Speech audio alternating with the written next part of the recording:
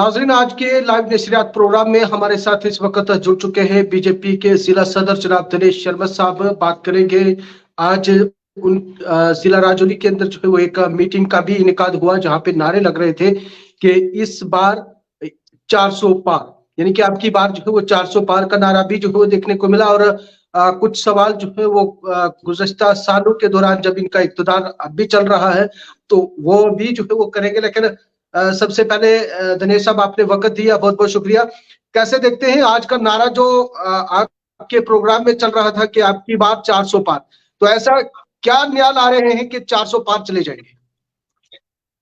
देखिए रियाज जी, सबसे पहले आपका शुक्रिया। आज जो यहाँ नारा लग रहा था, पहले मैं आपको बताऊं, आज हमारा जो पार्लियामेंट्री ऑफिस है अनंतनाग राजौरी सीट का, ये उसकी इनॉग्रेशन का प्रोग्राम था। उसमें ये नारे जो थे वो लग रहे थे। आज राजौरी की राजौरी नहीं, जम्मू कश्मीर की 5 जो पार्लियामेंट्री सीट्स थी उनके जो इलेक्शन ऑफिस है उनकी इनॉग्रेशन जो है वो आज हुई है। वो ऑनलाइन हम सभी लोग जुड़े हुए थे और हमारे प्रदेश अध्यक्ष माननीय रविंद्र रैना जी और बाकी हमारे जो जितने भी सीनियर लीडर्स थे वो जम्मू से जुड़े हुए थे और एक जम्मू से ही वर्चुअल ओपनिंग जो है वो सभी ऑफिस की हुई है जी। ये नारा जो अब की बार 400 पार खाली राजौरी के ऑफिस में नहीं लगा, ये देश भर में ये आज ये नारा लग रहा है। और जिस तरह भारतीय जनता पार्टी की सरकार ने, नरेंद्र भाई मोदी जी की सरकार ने पिछले 10 साल में जो काम किए हैं, आज लोगों को लगता है कि जो भारतीय जनता पार्टी सबका साथ, सबका विकास, सबका विश्वास, सबका प्रयास की बात करती थी वो उस पर खरा उतरी है। और लोगों को लगता है कि Bharatiya Janata party stable government दे सकती है और डेवलपमेंट जो देश में एक पिछले 10 साल में जो काम हुए हैं उसको देखते हुए आज सारी जनता जो है, सारे लोग जो है वो भारतीय जनता पार्टी को प्रेफर कर रहे हैं और नए नए लोग जो है वो बीजेपी के साथ जुड़कर, इसीलिए हमें पूरी उम्मीद है कि इस बार जो है वो भारतीय जनता पार्टी की सरकार बनेगी और 400 प्लस सीट्स करके बनेगी। चलिए, अगला सवाल रहेगा हमारा जो अवाम के ज़हन में, जो अवाम आपसे पूछना चाहती है हमारे माध्यम से, हम वो सवाल जो है वो करेंगे। सर, आपने 15 लाख की बात की, अकाउंट में तो अभी आए नहीं है। अगर राजौरी पुंछ की बात करें तो आपका मैनिफेस्टो में था कि रेल दौड़ेगी, लेकिन अब तक वो भी अधूरी है। देखिए भाई साहब, 15 लाख की बात किसी ने नहीं की। 15 लाख या कितने 15 लाख लोगों को फायदा मिल चुका है। आज हर आदमी को 5 लाख रुपए का हेल्थ का इंश्योरेंस है। आज हर लोग आदमी के अकाउंट में पैसा आ रहा है। आज गरीबों के घर बने हैं, आज गरीबों को शौचालय बने हैं, गरीबों को गैस मिली है, किसानों के को किसान सम्मान निधि मिली है। दुनिया भर का जो बेनिफिट्स है वो लोगों को मिले हैं। 15 लाख की कोई सरकार या किसी ने किसी के अकाउंट में कैश नहीं डालना होता। इसी तरह के कई 15 लाख का बेनिफिट लोगों को मिला है। दूसरी रही रेल की बात, मैनिफेस्टो में कहीं नहीं था ये कहा गया था कि रेलवे लाइन के लिए, राजौरी पुंछ की रेलवे लाइन के लिए इसका सर्वे किया जाएगा और वो सर्वे हुआ है। राजौरी पुंछ के लिए जो हाईवे बन रहा है, हम उसकी बात करें, राजौरी पुंछ में जो दूसरे काम हुए हैं, आज जो ये हाईवे बन रहा है वो इस स्पीड में ये हाईवे बन रहा है कि मुझे लग रहा है कि इतना जल्दी इस हाईवे का काम हुआ है और 1 साल के अंदर हम पुंछ से राजौरी, मुझे लग रहा है कि 5 घंटे भी नहीं लगेंगे, राजौरी से जम्मू 2-2.5 घंटे लगेंगे और 4 घंटे में बंदा पुंछ से जम्मू पहुंचेगा। इससे अच्छी बात क्या है? इतनी अच्छी टनल्स बन रही हैं, इतने इतने अच्छे फ्लाईओवर्स इसमें बने हैं। और अगर हम वैसे डेवलपमेंट की बात करें तो राजौरी के इस पुंछ के इस क्षेत्र में जितनी डेवलपमेंट पिछले इस टेन्योर में हुई है, अगर हम सड़कों की बात करें, आज पहाड़ों पे जहाँ लोग 4-4, 6-6, 8-8, 10-10 घंटे पैदल चल के जाते थे, आज हर घर के बाहर से सड़क जा रही है। तो जबरदस्त डेवलपमेंट पिछले 5-10 साल में देखी गई है, 10 साल में। चलिए, अगला सवाल रहेगा फिर, क्योंकि शॉर्ट वक्त है और शॉर्ट सवाल जो है वो हम 2 और सवाल पूछेंगे जो आवाम के साथ जो है वो मजीद भी जुड़े हुए हैं। पहले तो है कि इस वक्त जो आपकी सरकार के दौरान और पार्टी की तरफ से जो पहाड़ी कम्युनिटी को यकीन दहानी करवाई गई है, लेकिन अब वो कहीं ठंडे बस्ते में तो नहीं जा रहा है। अगले सेशन में कुछ यकीन दहानी करवाएंगे आप? देखिए, पहली बात मैं ये कहूंगा कि हमारी सरकार सबका साथ, सबके विश्वास, सबका साथ सबका विकास की बात करती है, सबके विश्वास की भी करती है। जो आज से पहले हमारे जो गुज्जर बकरवाल भाइयों को एसटी दिया गया था वो अधूरा था। जो एसटी को जो उनको हक मिलने चाहिए थे वो भारतीय जनता पार्टी की सरकार ने पहले उनके हक पूरे किए। अब रहा पहाड़ियों का इशू, भारतीय जनता पार्टी के हमारे नरेंद्र भाई मोदी हो, हमारे अमित शाह जी हो, उन्होंने वादा किया है कि पहाड़ियों को एसटी का दर्जा जो है वो दिया जाएगा। हम ये उम्मीद करते हैं कि इस जी। बार जो ये बजट सेशन है, इसमें बजट सेशन में जो ये शायद ये बिल आ जाए और ये बिल पास हो जाए। कुल मिला के जो पहाड़ियों के साथ इंसाफ हो, पहाड़ियों को वो जरूर मिलेगा।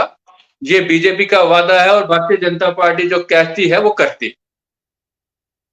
अच्छा सर, एक सवाल बड़ा जरूरी है, क्योंकि जो अब की बात 400 पार का नारा है, लेकिन इस दौरान जम्मू कश्मीर में भी इलेक्शन पार्लियामेंट हो रहे हैं या नहीं हो रहे?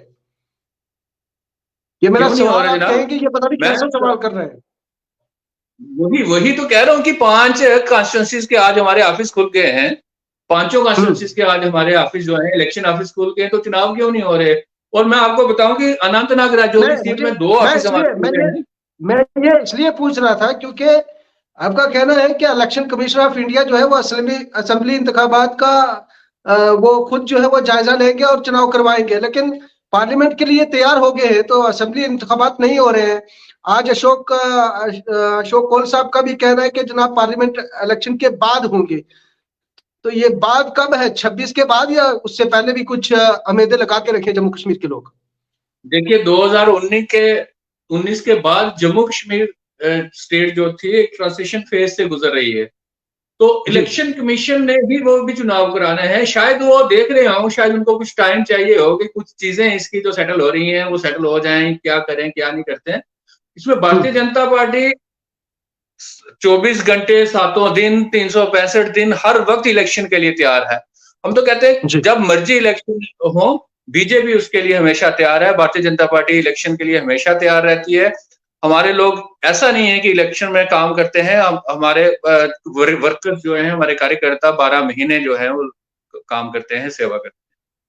आज जैसे अशोक कोल साहब का कहना था कि असेंबली इलेक्शन जो है वो पार्लियामेंट के बाद होंगे, तो लगता यही है कि बीजेपी की तरफ से इशारा मिलेगा तो इलेक्शन कमीशन ऑफ इंडिया जो है वो अगला कदम उठाएंगे।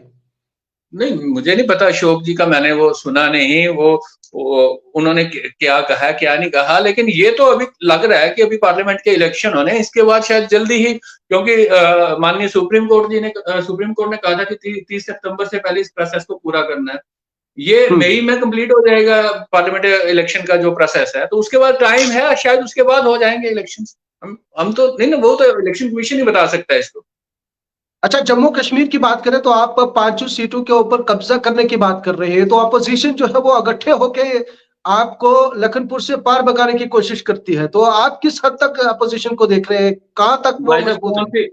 कौन सी अपोजिशन की बात कर रहे हैं? एक बना था पिछले दिनों में, एक जिसमें सारे इकट्ठे हो गए थे, कोई इंडिया अलायंस करके था। इंडिया अलायंस जो बनाने वाले थे वो हमारे बिहार के मुख्यमंत्री नीतीश कुमार जी, वो बीजेपी के साथ आ गए। उसमें एक मेजर एलाई थी वो ममता बनर्जी की पार्टी, वो ममता बनर्जी वो भी अलग हो गई हैं। केजरीवाल जी अपना राग अलाप रहे हैं। तो अपोजिशन है कहां पर, मुझे नजर नहीं आ रही। वो लखनपुर पार करेंगे या इधर करेंगे, ये तो पहले भी बड़ी बड़ी डींगे मारते थे, 370 हटेगा तो ये हो जाएगा, 35 ये हटेगा तो ये हो जाएगा। कुछ नहीं होने वाला, 5 सीटों पर भारतीय जनता पार्टी कब्जा करेगी। चलिए, बहुत शुक्रिया दिनेश साहब वक्त देने के लिए। हमारे साथ बराह रास्त बातचीत के लिए जुड़े हुए थे बीजेपी के सीनियर लीडर व जिला सदर राजौरी जनाब दिनेश शर्मा साहब, जिनके साथ तफसीली बातचीत। लेकिन 2 सवाल फिर भी है कि एक तो उनका कहना था कि हमने ये कहा था कि जम्मू कश्मीर के राजौरी पुंछ में रेल का सर्वे करवाया जाएगा, लेकिन मैनिफेस्टो में ये बात नहीं थी। 15 लाख की बात जहां पे अपोजिशन कर रही है कि 15 लाख के लिए भी जो है वो बीजेपी ने कहा था, लेकिन उनका साफ कहना है कि कहीं पे भी कोई सरकार भी जो है वो 15 लाख किसी के अकाउंट में नहीं डालेगी। लेकिन इससे हटकर, इससे बढ़कर जो है वो भारतीय जनता पार्टी ने लोगों के काम किए हैं और 15 लाख से बढ़कर लोगों को इलाज के लिए व दीगर चीजें जो है वो लागू की हैं, जिससे आवाम को फायदा हो रहा है। बहुत बहुत शुक्रिया दिनेश साहब। थैंक यू जी, धन्यवाद।